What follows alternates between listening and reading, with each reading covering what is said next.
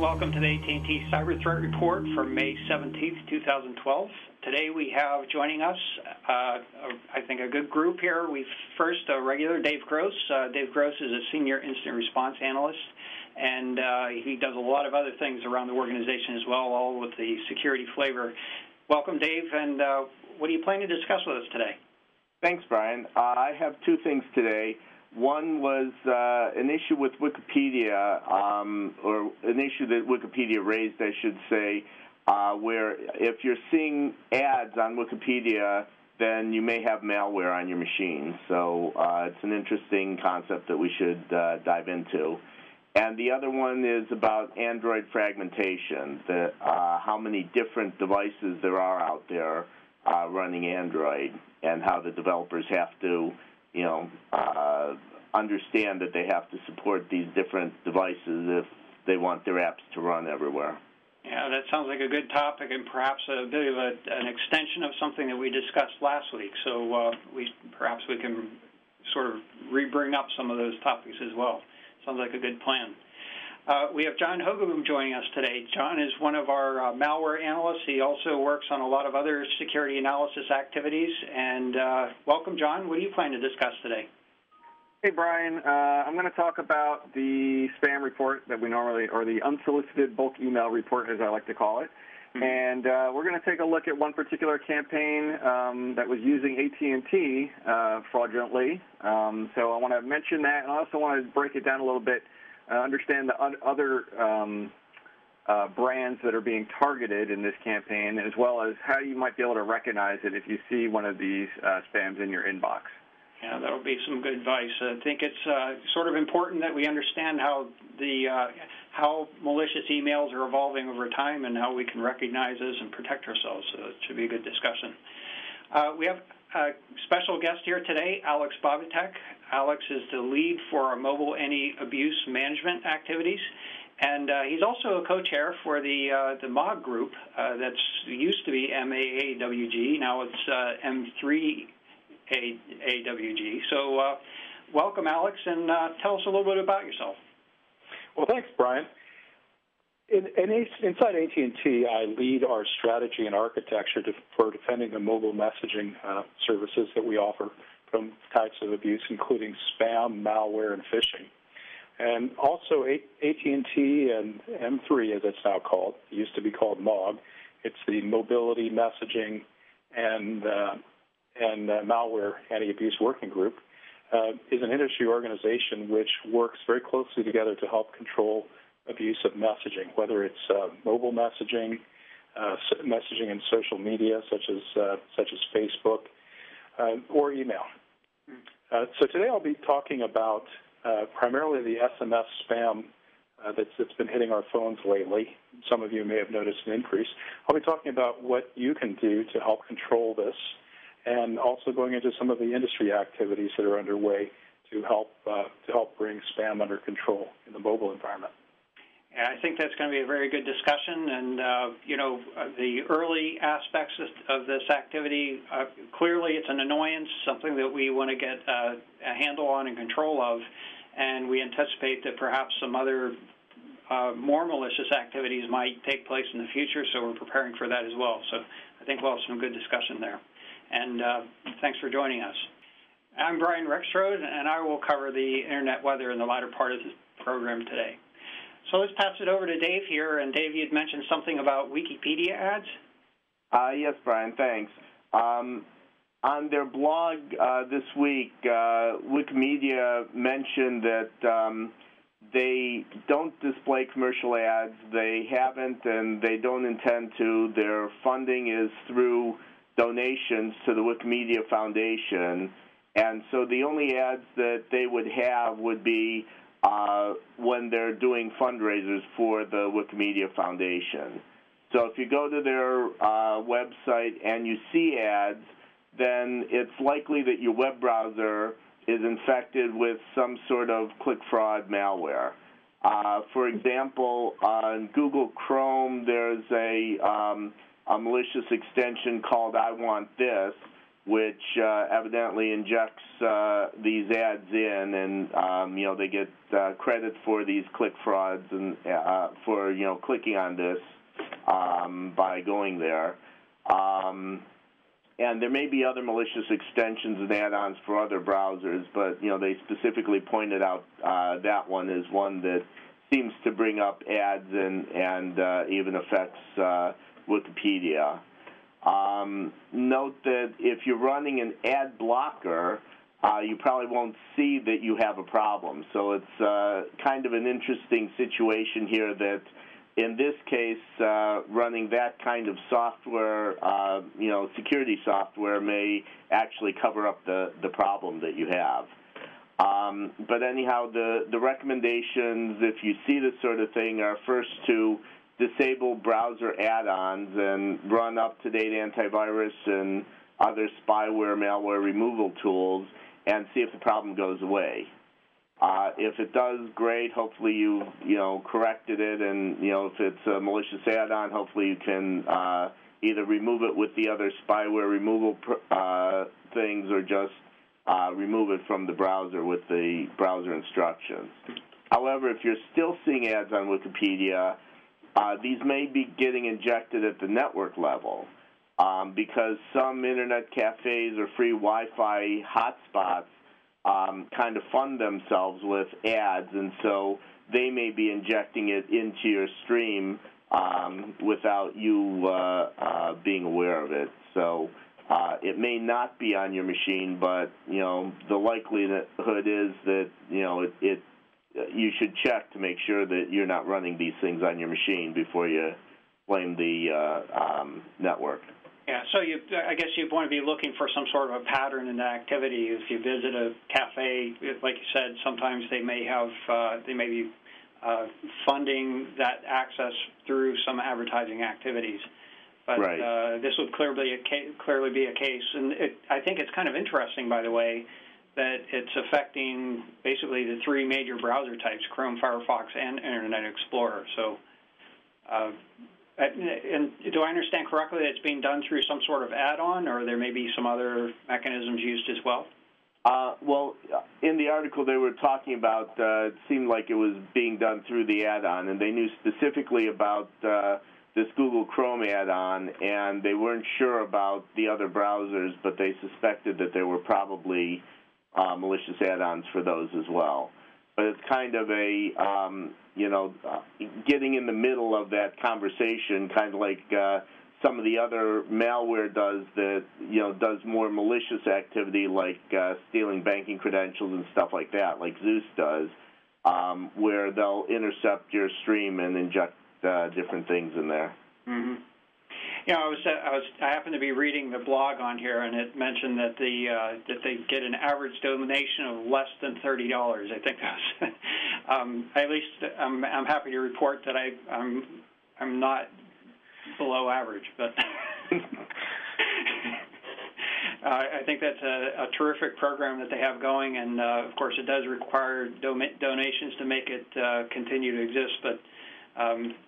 Aside from the fact that it's a shame that there will be actors out there that will be wanting to take advantage of it. I don't know that is there something that suggests that they're specifically targeting Wikipedia, or is it or perhaps those ads are going in other places as well?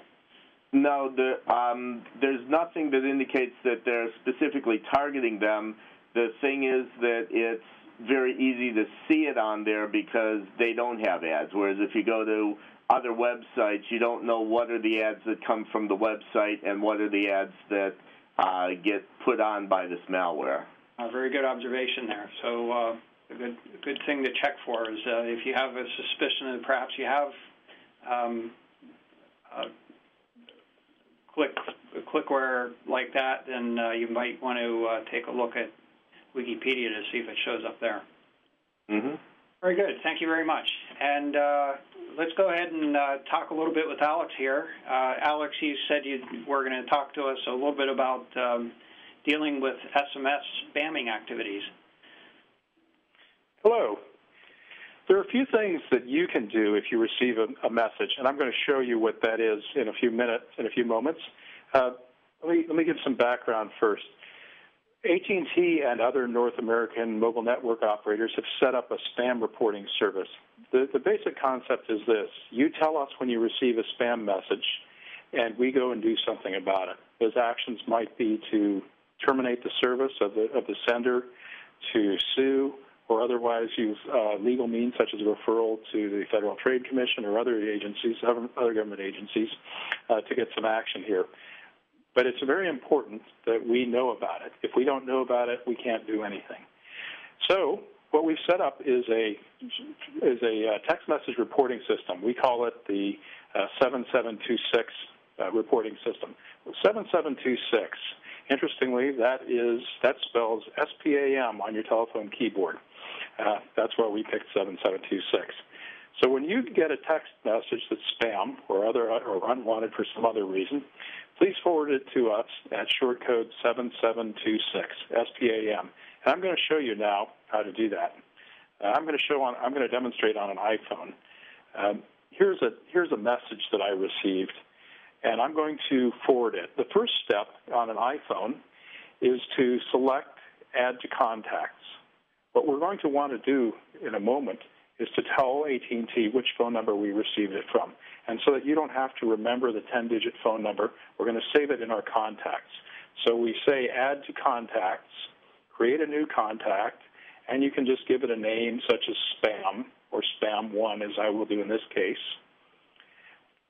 and say Done, and then return back to the messaging client. From here, I will select the message, first by saying Edit, hitting the Edit button, and then I'll select the message by hitting the button to the left. And at this point, a Forward button pops up, and I will say Forward, and then I will say please forward this to 7726.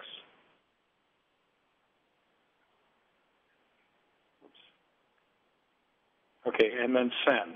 So I've now sent this to AT&T, and in a second or so, I'll get a response back from AT&T thanking me for submitting this and asking where this message came from. Just got the message. It says, AT&T free message. Thanks for providing us with the content of an unwanted message. Now reply with the sender's number so we know who's sending this message. So now, I will then... That wasn't something I sent you, I hope. Oh, well, Brian, I think you're one of the good guys, the guys who I trust to protect me from this. Okay, just checking. Okay. It was 3 a.m. Were you up at 3 a.m.? No, I wasn't. Fighting hard. Well, I almost was, actually. I stopped fighting spam at 2 in the morning last night.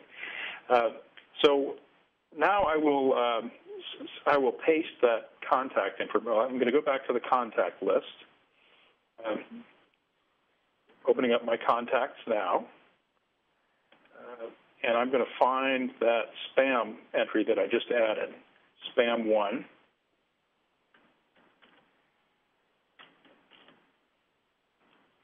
Okay, and I will then type that. I will then select that entry and paste the phone number into the phone and hit Send. I will get a response then back from the 7726 system thanking me for my contribution, and that will set AT&T off to deal with this spam sender. It's very important and very helpful to not only the community but AT&T to submit your reports. So it really helps. So a couple of things, Alex, here. I guess, first of all, you'd mentioned that this would be sending it to AT&T, but this is not something that's exclusive to AT&T. Is that correct? You could send these regardless of who your provider is. That's right. AT&T was the first major North American network operator to offer this service. Since then, all the major North American carriers, including Sprint, Verizon, and T-Mobile, have joined in to offer this service, as well as a number of Canadian companies. That's great. So that's sort of an industry-wide thing now. It sounds like this is still mostly in North America and perhaps not in other countries quite yet? That's basically true. It's starting to catch on around the world, largely through the efforts of GSMA and also M3, and we expect it to be a global standard. France actually launched a national spam reporting system before we did. They use a different short code. So there's a lot going on well, as you saw in the demonstration, it could be easier to report spam, mobile spam. It's not quite as easy to report mobile spam as it is, for example, webmail spam, where there's a this is spam button that you just have to click on. The industry has been moving in that direction, however. The goal is to have a this is spam button, one touch, that will actually report the spam message for you, so you don't have to go through the multiple steps of forwarding to 7726 and then replying with the phone number of the sender. So there's, through the Open Mobile Alliance, there has been written a standard for spam reporting. This defines the interface between phones and network and sets us up for having a this is spam button in the phone, a universal this is spam button in the phone. And I think that's where we want to get to. Unfortunately, mobile spam is a reality now. The affiliate spam networks have entered the mobile arena, and we're going to have to take some of the same actions that we've seen in the email space and the social networking space to provide protection in this area. And industry is really stepping up to do that now through various forums and a lot of collaboration. All right, well, that's great. I think that's really moving in the right direction. Now, I'm a little curious. Now, you'd mentioned in terms of standards. Why is it so important that we have standards around this kind of thing? Well, we have a large number of manufacturers of devices and messaging clients. There are many phone manufacturers, and as we see the growth of new messaging systems, we're going to see a lot of add-in downloadable messaging clients. Mm-hmm. We need a standard because this large number of messaging clients needs a way to communicate with a smaller number of mobile network operators in an interoperable fashion. We want to get to a point where any phone can talk to any network, whatever network it's operating on, or even other device.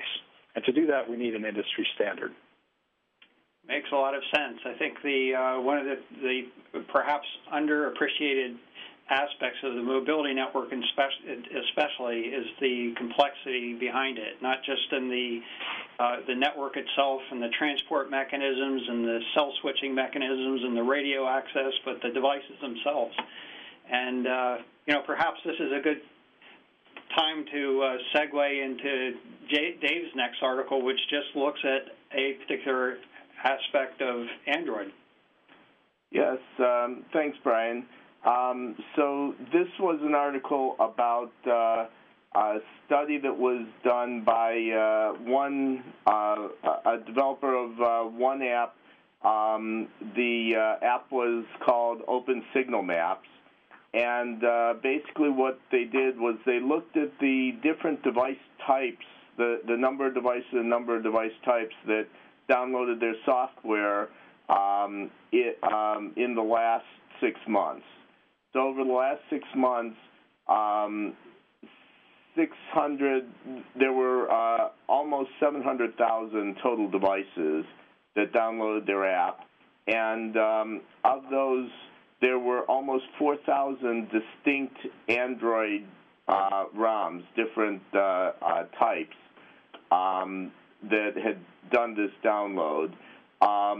There were about a quarter of them, like 1,300 of them, that were only occurring once. So they were kind of unique, and I guess there's some ways of customizing the ROMs so that it shows up a little bit differently than the standard device does. And so, there's still quite a variety there. And of those distinct ROMs, there were 559 different brands, manufacturers of these Android devices.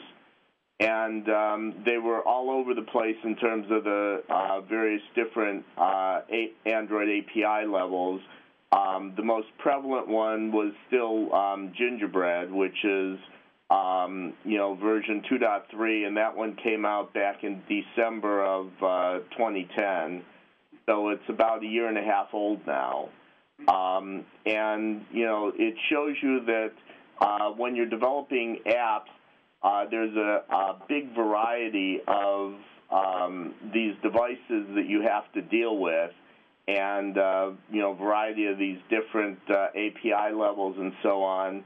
And of course, a lot of the devices don't get updates. A lot of the devices, what happens, they're slated and set up for a particular version of Android, and they kind of stay there. And then in a lot of cases, you get an upgraded device in a couple years or so often. So in the meantime, if there are vulnerabilities, they may persist in the population of Androids. Wow.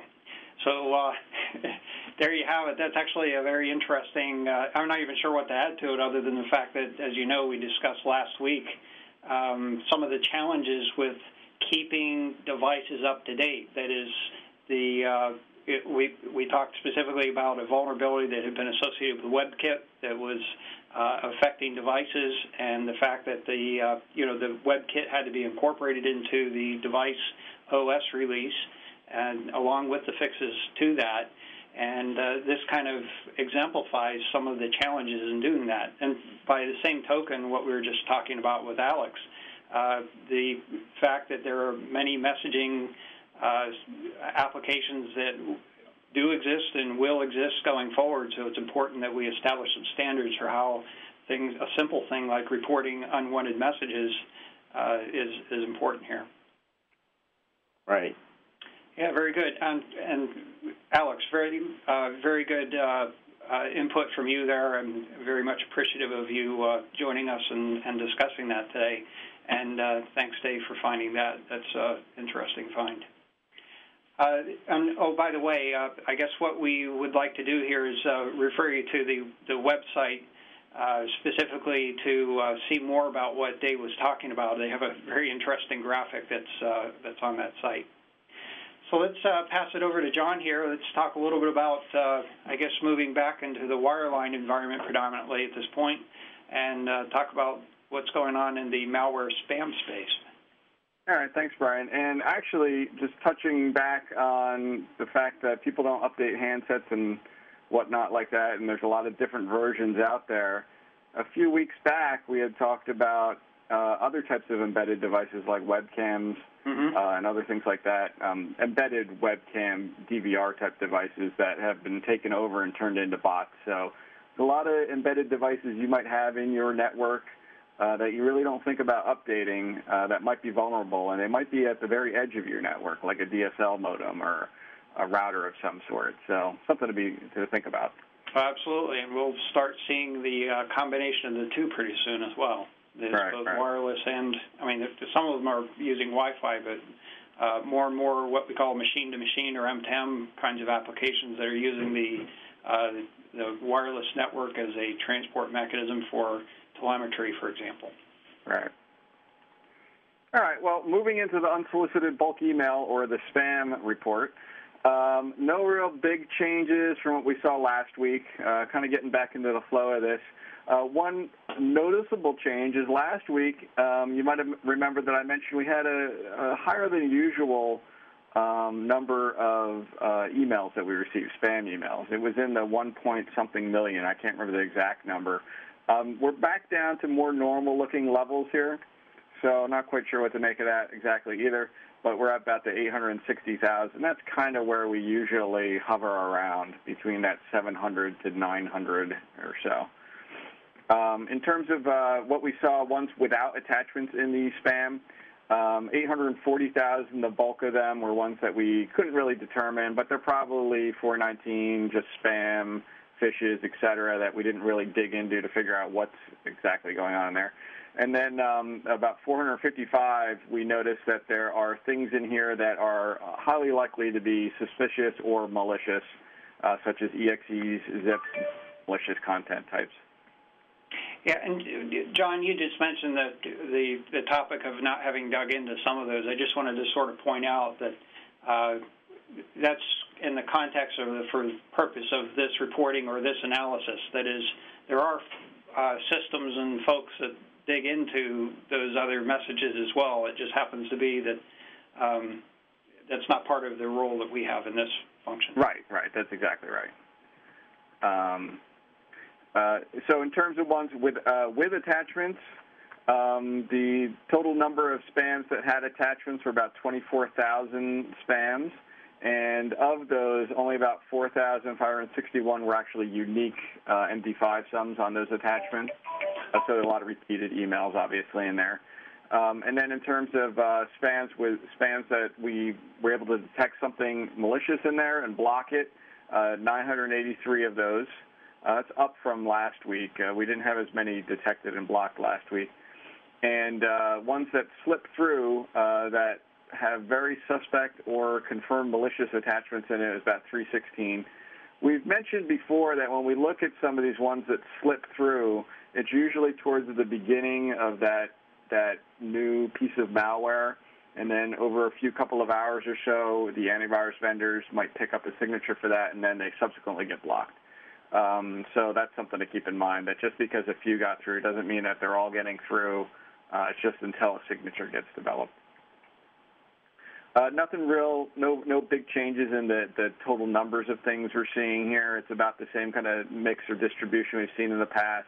Again, the types that we're kind of interested in are zips, a little bit in the PDFs when we see JavaScript content inside there. That can be a little bit suspicious sometimes. We know that there's malicious PDFs out there, but in general, most of these that I've investigated are phishes or 419 type scams, things like that. EXEs obviously are likely to be very much malicious. SCRs are script files. Those are usually malicious. And CMD and COM would be ones that you'd want to investigate, but again, very low numbers of those. Some of these other ones, all of these in reality could contain malicious content. We know that there are exploits for doc and PPS and Excel in order to trigger the execution of code on the machine and to drop additional malware, but it's usually not as prevalent in spams. So, John, what's important for users to do when they receive these suspicious emails? Well, what I always say is if you receive an email that you're not expecting, it looks suspicious, if you can, just delete it. If you are going to open it, don't click on any links inside unless you know what you're doing, someone who knows how to detect whether it's malware and I can check it in another machine or something like that. That's like a disposable type machine. But in general, I just say delete them. Don't open any unsolicited, especially if there are attachments inside. Be very wary of that. And even nowadays, be very wary of links inside email. We're going to talk a little about that at the end here, about how to kind of look for links for a particular campaign that's kind of been going gangbusters for the past few months, and it keeps kind of surging up and down again. But we have seen where, with the URLs that are in emails, if you click on them, you can get infected right away just by clicking on it. That's right, and we're going to look at that at the end of the program, or at the end of this segment. I'm going to show you an example of that. And we've talked about it before, but I'm going to reinforce the issue to make sure people understand it a little bit better. So in terms of the types of subjects we're seeing, again, these are kind of somewhat irrelevant. Most of them are just spam, phishes, etc. If you're pretty savvy, you're going to know enough to just ignore these. But these are the ones that we saw lots of, ink toner cartridges, people trying to get you to clean up your credit report, order things for Mother's Day. That was a theme, obviously, in the past 7 days here. So those are ones you would just want to probably ignore or not open. So, John, is this new that the majority of those have no subject? No, that's not new. That's usually the case. Just not me paying close enough attention to the report? Is that what it is? Yes. That's you just not paying close enough attention. That is always the top value there, is something with no subject. I need to look at those more. I really haven't had a chance to take a look. Obviously, there's 30,000 of them in the past 7 days, so I haven't really looked at them, but I could probably grab a sampling of them and see what's going on in those. Probably a variety of patterns beneath there. Yeah, I suspect that's going to be the case. Yeah. It's also interesting, and it's probably occurred before, but I just see it now that they have received a gift with AARP membership.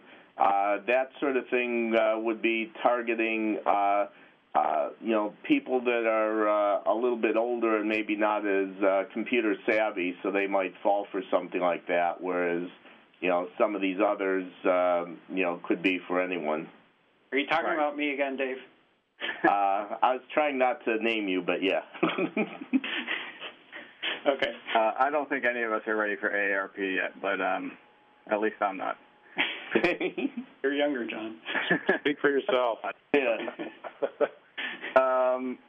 So in terms of emails that had suspicious or probably malicious links, a few that I grabbed, the top ones here. This one, I took a look at it. This is actually, it's still available, so look out. They're basically saying you can get a free HBO e-card. I'm not sure what that is, but I guess it's some way to get HBO for free. In reality, this is an executable that installs a version of SD-Bot on your machine.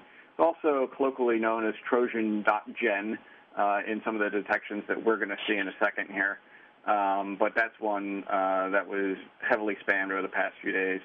I think this pizza order might be related, although it's not available anymore. Another one to do something with iPhone 4 and, I guess, Spanish. I did not look to translate this. Something about get an iPhone 4 for your mother, maybe, something. Maybe a Mother's Day theme.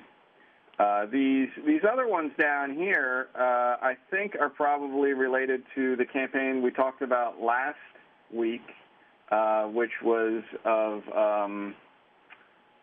Middle Eastern origin or whatever language. They're talking about a lot of Middle Eastern Muslim religious stuff. I think some of these names are the same as before.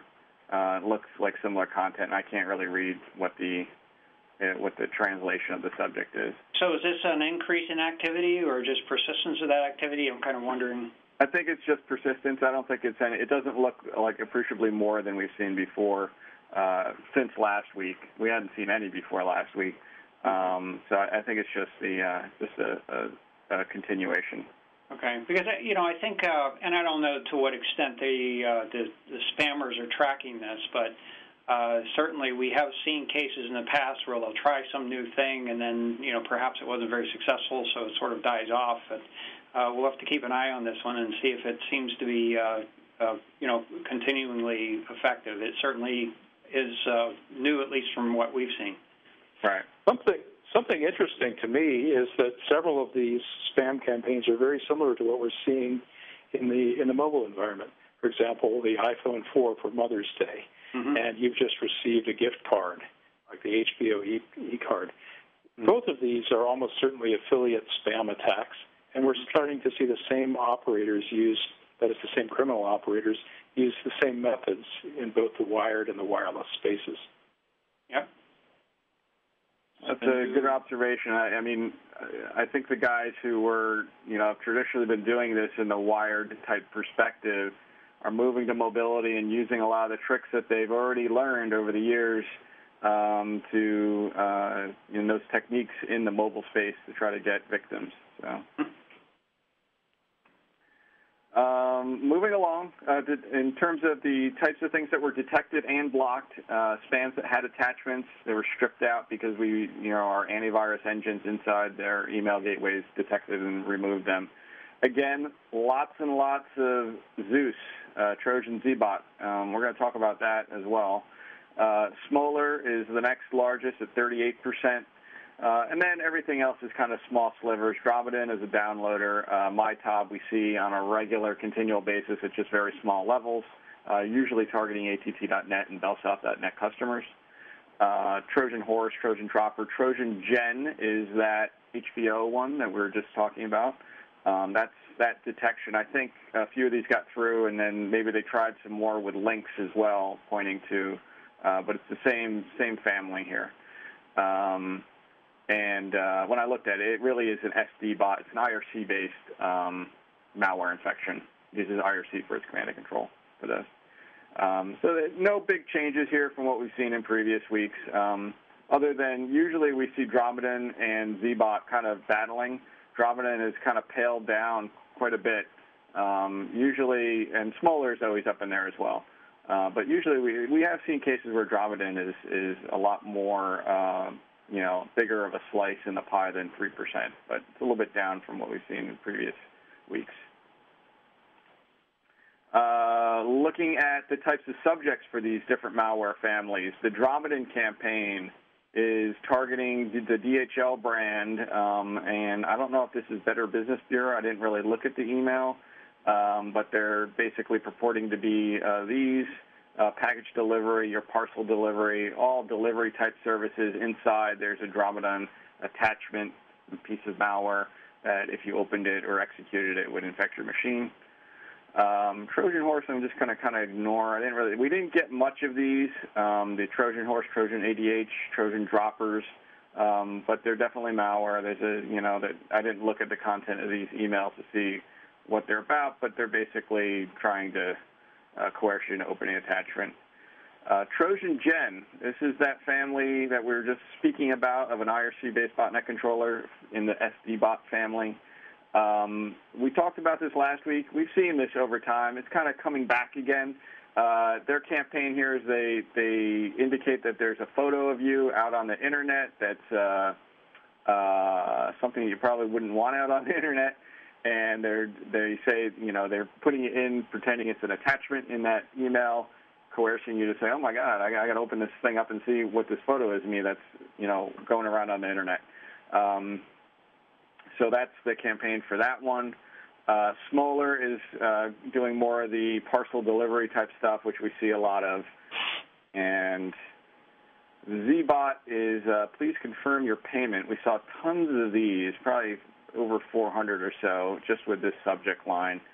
I actually didn't get a chance to look at the body of this email, but I think it's related to a brand that we're going to take a look at in a second here, related possibly somewhat to PayPal, purporting to be PayPal, not really from PayPal. Mm-hmm. The MyTab ones, these all kind of are targeting AT&T users, indicating that your AT&T account has been suspended. That's not from us. It's got a malicious attachment inside. There's always low levels of this going around. Most of it gets blocked because we know about this MyTab stuff that's been going on for a while. It looks like I got an extra ZBot one here. This is just a duplicate entry that we can ignore. So what I wanted to talk about, to kind of highlight one in particular, about 2 or 3 days ago, there was a campaign of spams going out purporting to be from AT&T, not from us. Looks very authentic. It's titled, Your AT&T Wireless Bill is Ready to View, or also Ready to Be Viewed, I think is another title.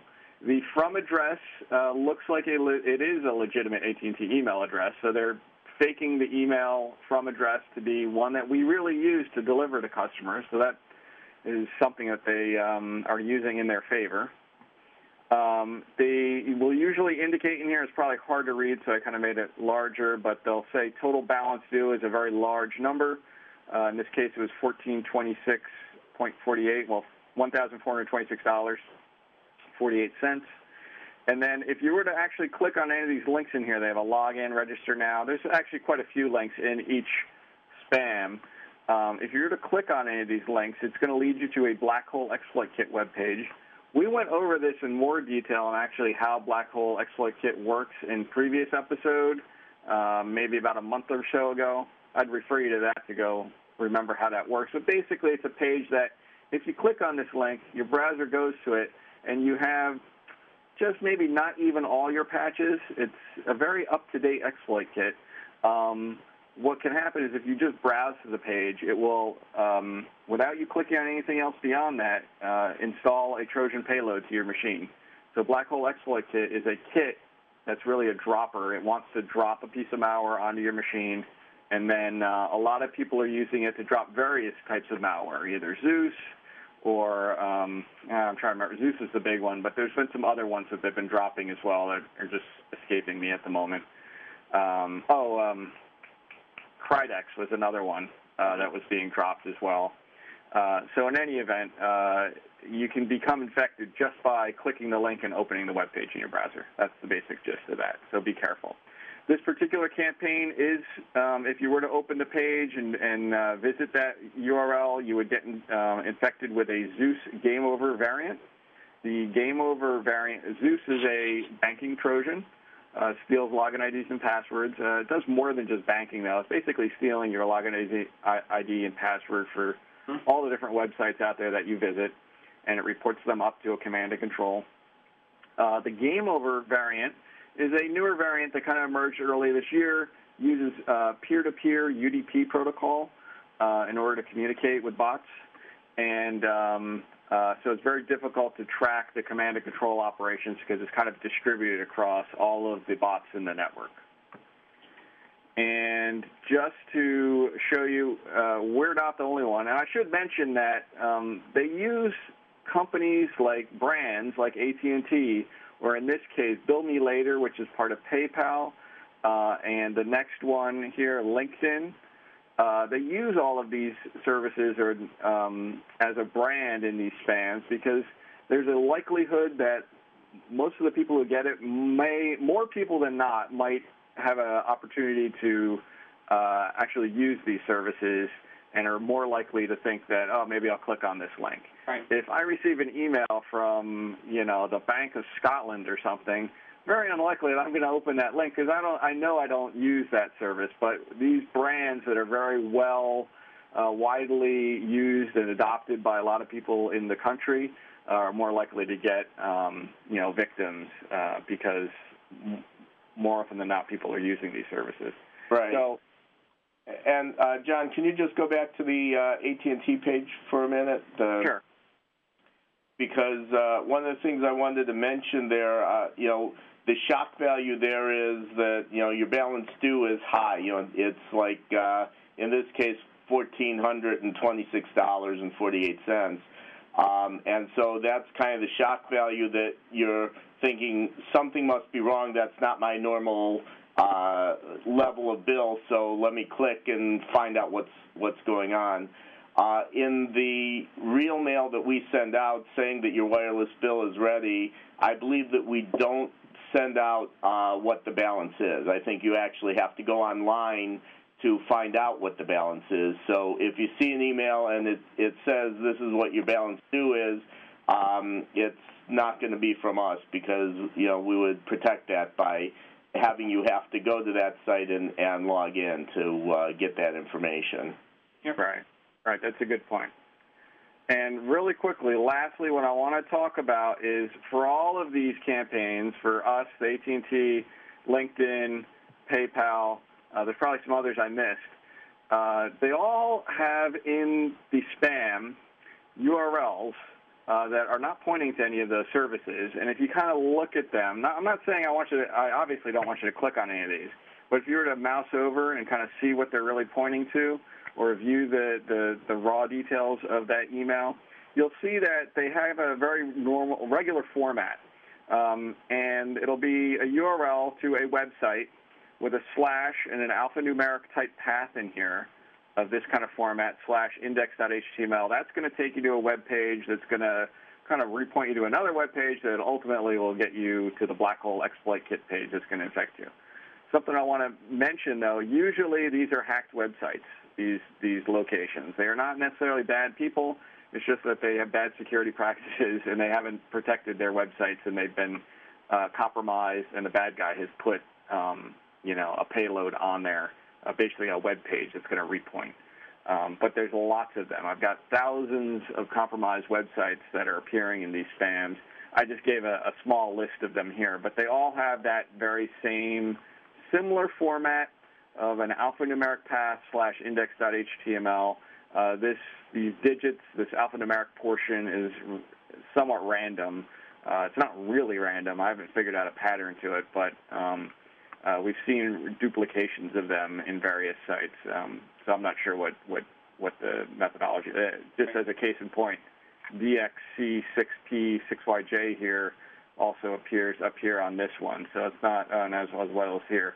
So it's not really random, but in any event, that pattern, if you see it, definitely get your guard up. don't click on any of these. In general, I say don't click on any to begin with.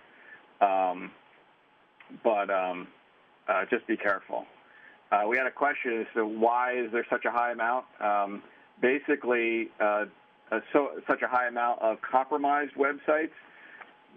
Basically, the guys who are running this operation, they know that a lot of these places are going to get blocked. People are going to react and block to them. So if they only had one or two, their campaign is not going to be very long-lived. But if they can go out in advance, find lots of websites that are easy to compromise, which is not hard to do, believe it or not, they have more chance of being successful in a longer term because they can, if they have thousands of different websites that they can put in these spam emails, people might block only a few here or there, but they won't necessarily be able to block all of them in their, proxies or web filters, whatever type of, gateways people have. Yeah, good point. So, John, I think what, generally speaking, it's just a good practice to mouse over any links that are in any email to make sure that they look like they're kosher. Right, I would agree. It's a very dangerous world nowadays with these exploit kits. There's Black Hole, there's Phoenix exploit kit. There's a new one that the name escapes me, but they're all pretty crafty such that if you just visit the web page and you might have, they try a lot of different exploits for PDF, for Java, Shockwave Flash, a lot of different exploit vectors these kits will try to infect your machine with, and it tries to figure out what's the best way, and if it can exploit any of those paths without having you do anything, click on any links or anything, or any other buttons or anything on the web page, it'll try to infect your machine without any user intervention. So it gets dangerous just clicking a link in an email. It used to be that it wasn't so easy to get infected, but nowadays it's a lot easier with these exploit kits that are being updated and kept up to date with the latest exploits. So be careful. Okay. All right. Thanks very much, John. And next thing we'll do here is we'll take a little bit of a look at, you'd mentioned, John, about exploiting websites. I think this is sort of indicative of what we're sort of showing with the recent Internet activity anomalies in the weather report here, is there's an awful lot of probing going on. There are other ways to find those exploits, as I think we've talked about previously, using search engines. Some of that's being somewhat shut down, but there still exists the opportunity to go out and scan the network in a brute force kind of way and identify servers that can be exploited and turned into, opportunities to inject malware onto users' machines. So with that said, there are other things going on here, obviously, as well. There are several things here, not a very long report today. The first 4 items, actually, I've sorted them so that they were together. But basically, all these first 4, we talked about an aspect of this last week. It's basically an increase in peer-to-peer activity associated with, it may be gaming, it may be actually related to other sort of peer-to-peer activities as well. The next one as well is also related to gaming activity.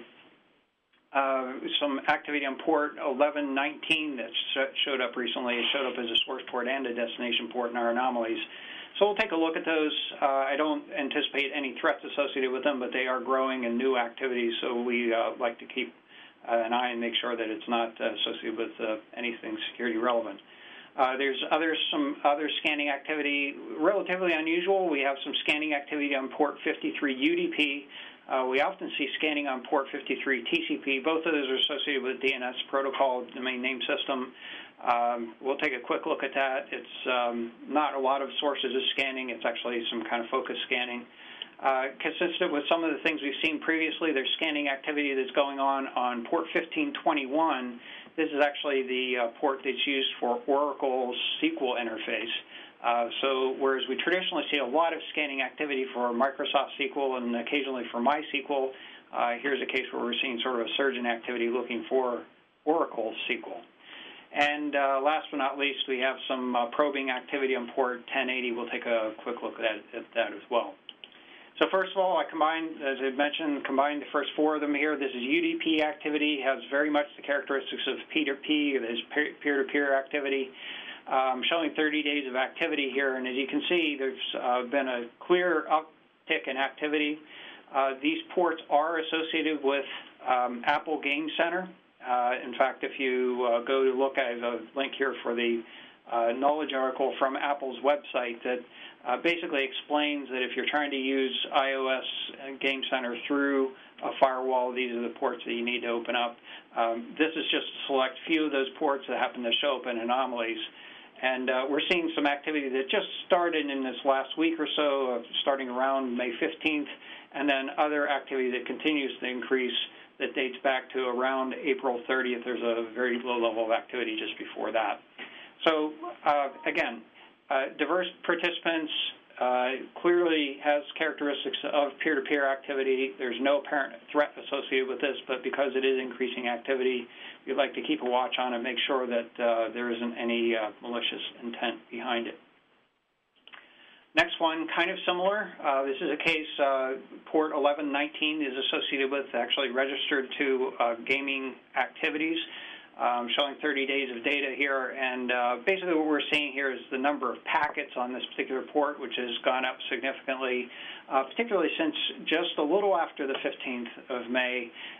It's kind of spiky in activity, so that inconsistency is a little bit, one of those things that raises a bit of a flag with us, but it doesn't seem to be showing any indications of threat. The next item, scan probes on port 53 UDP, that's domain name system. I think we've mentioned many times we've seen this associated with scanning on port TCP port 53 TCP as well. In this case, the most active source appears at geomaps to Lithuania, and there are not a lot of contributors or participants in this activity. It's just basically a single source for the most part. And it has an unusual source port selection. So it appears that this is not a typical application that would be using DNS or performing DNS activities. It doesn't use the sort of what you would typically expect in terms of ephemeral port selection from a typical operating system. So it appears that this is some sort of tool that's been crafted for the purpose of doing scanning activity or appearing to be something else. And it's possible, this is my guess, that they might be looking for open resolvers that they could use as, reflection vectors for an attack, which we've talked about in the past as well. Yes, absolutely. We've talked, in fact, perhaps one of the things that we should do in a future program is go into a little more depth about the notion of amplification attacks. But certainly that is a possibility. They're looking for resolvers that can be used for amplification attacks. Right. Next item here, scan probes on port 1521. It mentioned this is associated with Oracle SQL. That is the default listening port for Oracle databases to accept SQL commands. A couple of interesting characteristics on this. Basically, there were two sources that were identified with the spiky, and it's very spiky activity, so not consistent. It's we see some activity, and it's not particularly aggressive either, but there is certainly scanning activity here. As I said, two sources associated with it. One of them, actually both of them out of China. One source was found to be scanning also or previously on port 90 TCP. So if you've seen earlier programs, we've seen some cases where we've seen some specific IP addresses that have scanned on many different ports over different periods of time. One of those ports that was frequently hit was port 90. Along with a number of others. In this particular case, this source that had been doing is doing scanning on port 1521 had been doing scanning on port 90 prior to May 15th. And similarly, the other source was scanning on other ports, specifically 1433 and port 135 on May 9th and prior. So these particular sources have been around doing other scanning activity as well, which is a pretty strong indicator that this scanning does have malicious intent behind it. Next item is scan probes on port 1080 TCP. That tends to be associated with the SOCs, basically to proxy a variety of applications. I'm showing 60 days worth of data here just to provide a little better perspective. Most of the activity is from a single source, a suspicious-looking source from the United States. And what I mean by that is investigating that IP address a little bit further. It has some characteristics in terms of who has that address or who's using that address that just don't look quite right, but I don't have really any specific things to pin on here. And then there are several sources involved in this, most of them from Taiwan. So again, this is a case where we're seeing highly irregular activity or spurious sort of scanning activity, not particularly aggressive activity, so it's not, covering the entire internet in a single day, but certainly looking around to see if there are open applications available to get to. And then just looking at a snapshot from yesterday in terms of the most probed ports, as ports that are getting the most probes on the internet. 445, as always, is at the top of the list. Next in line in terms of actual probing activity is 1433 TCP. Following that, 3389, we reported last week that we had a lead on the botnet command and control associated with that. That botnet command and control seems to be hopping around quite a bit between IP addresses, so it has sort of changed its behavior a little bit since the last time we reported. Next one, port 22 and port 23, those tend to be sort of bundled together. That is looking for generally password guessing attacks against those sites. And then possibly related to some of the things that John just talked about a little bit earlier, these drive-by malware downloads. There certainly is scanning looking for websites, port 80 and port 8080, likely to look for the potential of exploiting those sites and turn them into download points. And we still have the scanning on port 27977 that we have not conclusively determined, but at least one report we had found suggested that that was perhaps a backdoor port associated with the TDSS rootkit. And then last but not least, a different perspective of the same activity. This is in terms of the most sources that are probing the port. As always, port 445 at the top of the list. We talked about port 23, 3089, port 80. A couple of others that show up in here. Port 1562, that's that P-Connect manager, which is potentially an avenue into PHP-based or interface into databases. I think MySQL databases associated with the PHP interface. And then port 5900, that's virtual network computing. That's basically a remote access protocol that is very closely related, similar in terms of the purpose with 3389, which is the remote desktop protocol. These other ones that are showing up here, this is normal peer-to-peer activity and is not considered malicious activity. So with that, I wanted to at least give the opportunity if anybody else has any comments before we finish the program here. All right. Well, I would like to, first of all, thank everyone for joining today. Thank you especially, Alex, for joining us as a guest, and we hope to have you again soon. It's been a pleasure. Thanks. I'm sorry? It's been a pleasure. Thanks for inviting me. You're welcome. And thank you, John and Dave, as well. And if you would like to contact us, if you have feedback on the program, questions, or suggestions for things that we should cover on the program, please email us at cyberthreat@list.att.com. Some of us have blogs on the Networking Exchange blog. That's networkingexchangeblog.att.com. There's a /topics/security area if you're particularly interested in security. For this program, you can get the video at techchannel.att.com. You can also find it on YouTube. It's ATT Tech Channel is the channel on YouTube. And it's also available in audio formats from iTunes. Just search for the AT&T Cyber Threat Report. It's also available from FeedBurner. Again, search for the AT&T Cyber Threat Report. Again, thank you for joining us. Thanks for the folks that contributed here for joining us, and please keep your network safe.